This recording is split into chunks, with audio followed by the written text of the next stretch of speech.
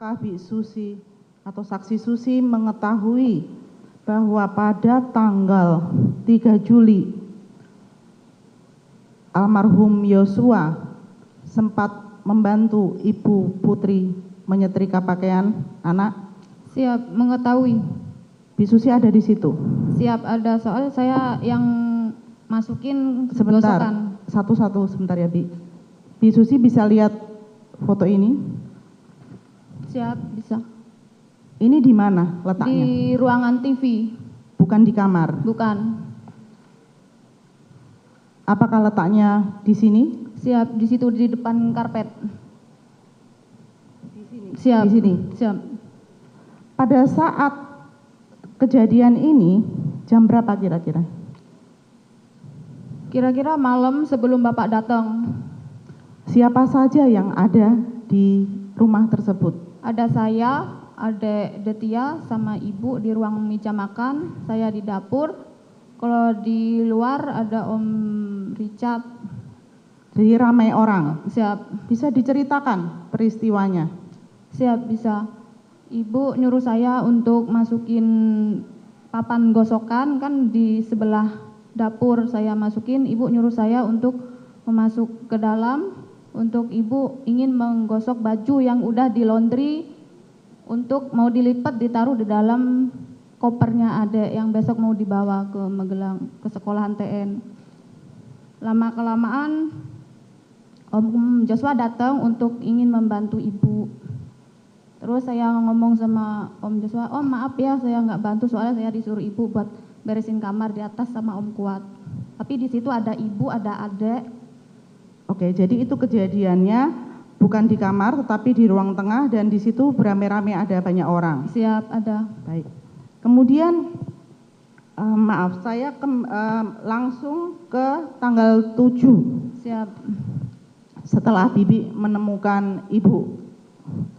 Kemudian tadi Bibi cerita kemudian Bi Susi dan Om Kuat membantu Ibu ke tempat tidur. Siap. Setelah itu apakah Bibi selalu tinggal di kamar? Tidak. Setelah itu saya memapah Ibu sesudah ini nidurin Ibu di dalam kamar. Ya. Sesudah beres-beres kasurnya yang berantakan sama selimut sama bantal.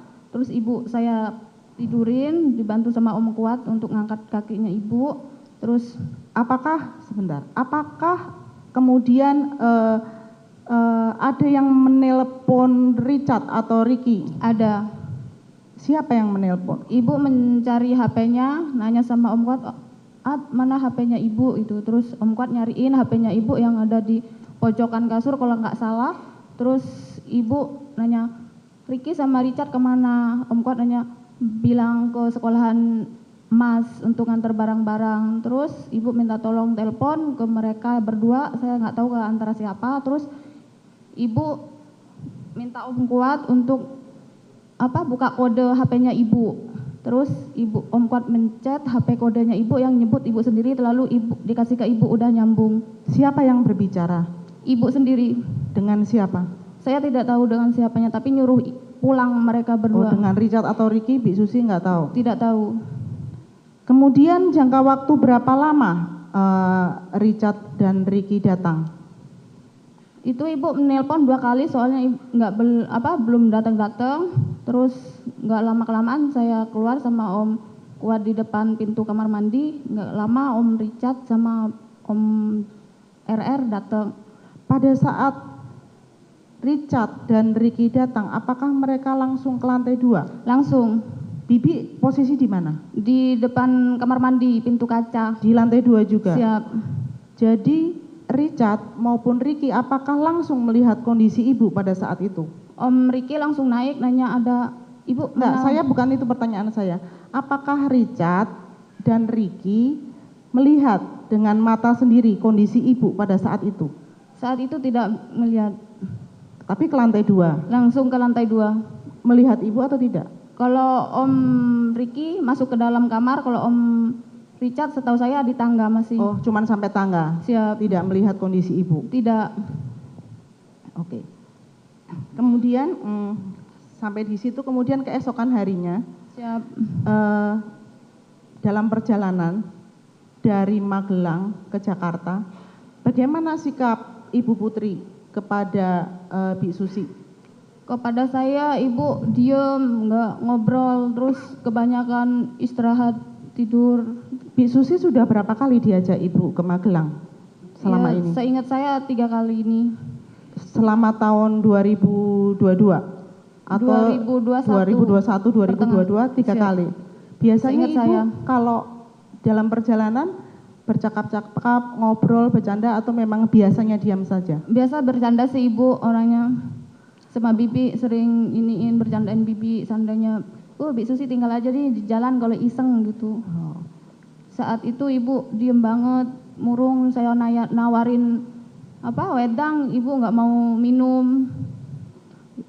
Ibu tidak minum sama sekali? Tidak, ibu minum air putihnya sendiri yang di pinggir pintu mobil itu. Mobil sempat istirahat di rest area? Area Om Riki sama Om Kuat sama Yoswa turun ke kamar mandi. Bibi sama Ibu tidak turun istirahat ke kamar kecil ataupun makan, minum? Tidak Tidak sama turun. sekali. Tidak.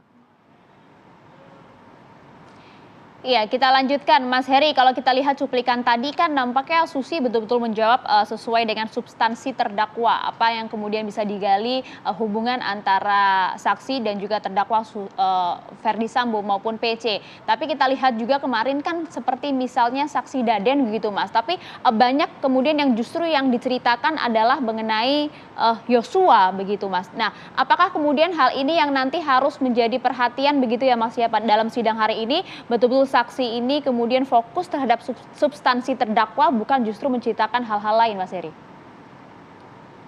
Ya, saya sepakat di hal itu, Pak Maria ya, bahwa kita ini kemudian lari dari substansi hukumnya, karena bagaimanapun ini kan persoalan hukum ya, bukan persoalan kepribadian seseorang, bukan apalagi masalah-masalah yang sifatnya sensitif begitu ya, menyoal masalah katakanlah pakaian seseorang. Saya rasa itu selama majelis hakim tidak melakukan hal itu, saya rasa jangan coba bermanuver lah ya. Jadi kita benar-benar dicerahkan dengan perkara ini, tidak menyerang kepribadian orang gitu. Ini bukan persoalan di luar hukum ya, kecuali ini memang katakanlah perkara yang ada kaitannya dengan mohon maaf ini masalah katakanlah dunia entertain atau apa, itu mungkin menurut saya masih agak cukup masuk akal begitu. Ini kan persoalannya pidana murni begitu ya. Dalam konteks pembunuhan ini saya rasa agak jauh menariknya. Kalaupun itu mencoba untuk kemudian menjatuhkan kredibilitas dari seorang saksi atau yang lain, saya rasa banyak hal masih yang bisa ditempuh Mbak Maria. Intinya bagaimana kemudian mencoba untuk mencari sekat-sekat yang bisa dimasuki dalam hal pemahaman terhadap perkara itu yang dikuasai. Contoh misalnya keterangan-keterangan saksi yang patut didalami itu poinnya yang mana, gitu ya. Kalau dia katakan bahwa dia tidak mendengar misalnya tembakan dan lain sebagainya, itu yang digali. Kok Anda bisa nggak mendengar? Di mana posisi Anda?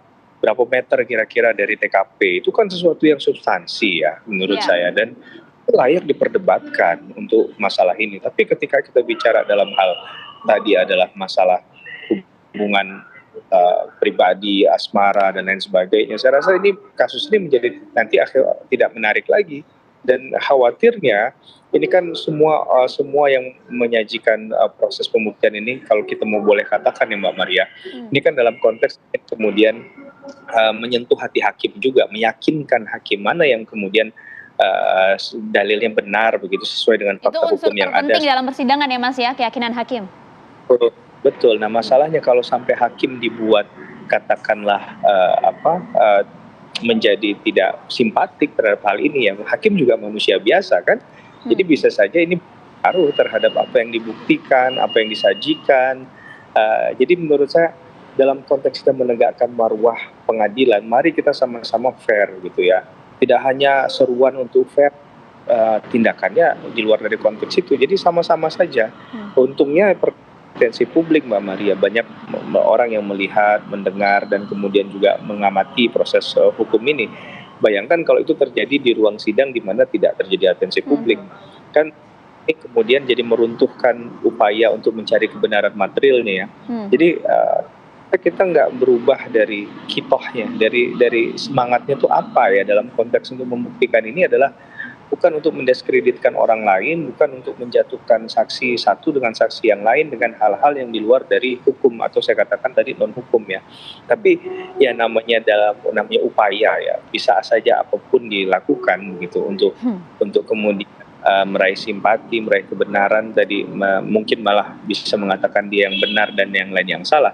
Tapi perlu kita ingatkan dalam proses ini bukan mencari menang kalah atau benar salah saja ya, tapi dalam konteks yang lain ini sudah jadi domain publik dan juga ya bicara tentang kehilangan nyawa seseorang ini kan bukan yang remeh-temeh Mbak ya, hal yang serius sekali sehingga saya rasa pesan yang ingin disampaikan dalam proses penegakan hukumnya juga tidak hanya bicara prosedural saja, tapi bicara di situ. Ya, itu yang nanti kita harapkan kita lihat di persidangan hari ini Mas Heri, termasuk poin-poin apa yang sekiranya bisa dihadirkan dalam persidangan hari ini, highlight-nya yang harus digali oleh Majelis Hakim dan juga JPU agar bisa menambah fakta untuk menguak kasus ini. Tapi usai jeda Mas Heri ya, sesaat lagi Kabar Khusus akan kembali untuk Anda pemirsa.